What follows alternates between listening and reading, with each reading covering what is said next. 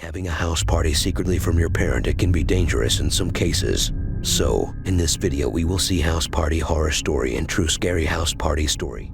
I was 17 in my last year of secondary school. It was an end of the week towards the finish of the school year where my folks were disappearing.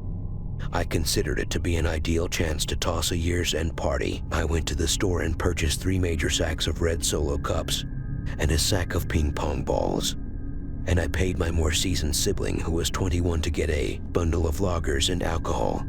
The beneficial thing about my home was that it was in a parkway, and it had a plot of land devoted to water assortment right behind the backyard, so the possibilities of a commotion grievance was thin. My more established sibling welcomed like 10 companions of his kin fired appearing. Around 9, I essentially made it open. Welcomes a great many people, and my grade by the pinnacle of the night there were presumably 60, with 70 children in my home. It was more crazy than I suspected it would be. It got to a place where I began seeing children aided and no coming into my home.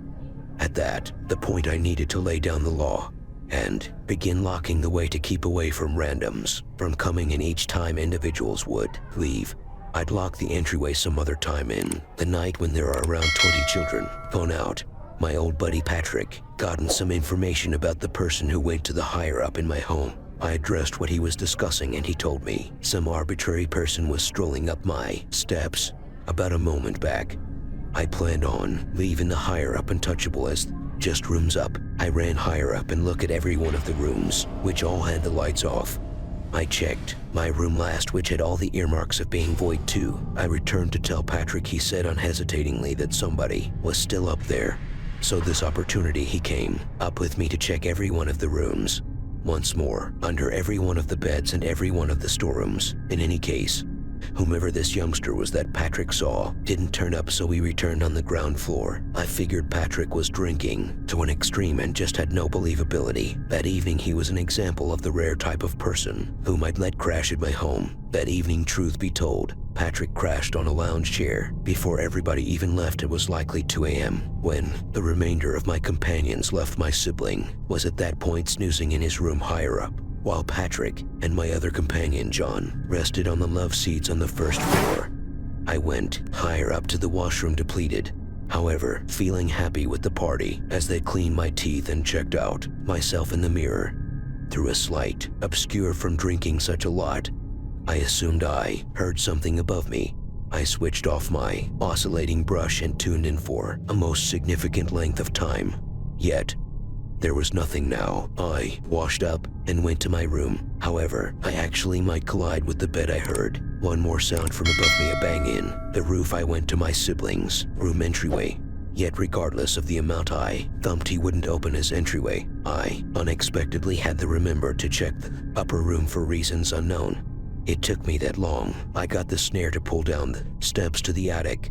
I'd never, in fact, been in that loft before. After climbing up the steps into the obscurity, I felt around over the floor of the loft, looked for a light switch of some sort or another. My hands thumped into a string, so I pulled it down and a solitary faint light flashed on the focal point of the loft, where the entryway was lit pleasantly by this light. Yet, the external walls of the upper room was all dull.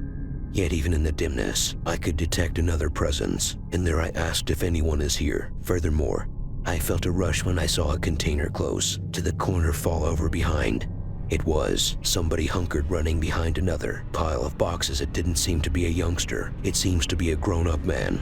And at the same time, I could hear a plastic pack being looked for any way to improve against in another corner of the upper room behind me.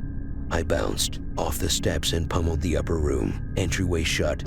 I got down to my 2 companions to let them know what happened. Took a little of awakening them for them to completely grasp what I was shouting at them. Patrick advised me to call the police right away, and I did. I surmise I wanted that second assessment of what to do previously. In reality, calling the police, I returned higher up with my 2 companions to beat on my sibling's entryway. However, he still wouldn't answer. I began to stress that something could have happened to him. Cop alarms blasted outside. So the 3 of us ran the ground floor and help an official and his accomplice came in, asked where the attic was. I drove them to the upper room entryway and opened it for them. They did their thing. They went up with lights in a single hand. Firearms attracted different. We were told to stand by down in the parlor, and not indeed. Even 2 minutes after the fact, the police emerged of the storage room with two men who looked to be in their 30s or 40s, and they were revolting and hazardous looking, likely destitute and presumably insane. Also, they gave us looks as they strolled past us. My sibling emerged from his room before long to hurl, and when I made sense of everything to him, he said he dozed right through our thumps and beats on the entryway. Fortunately, since my sibling was 21, he filled in as the grown-up in the circumstance. Chatted with the police hens. We had the option to keep the event a secret from our parents.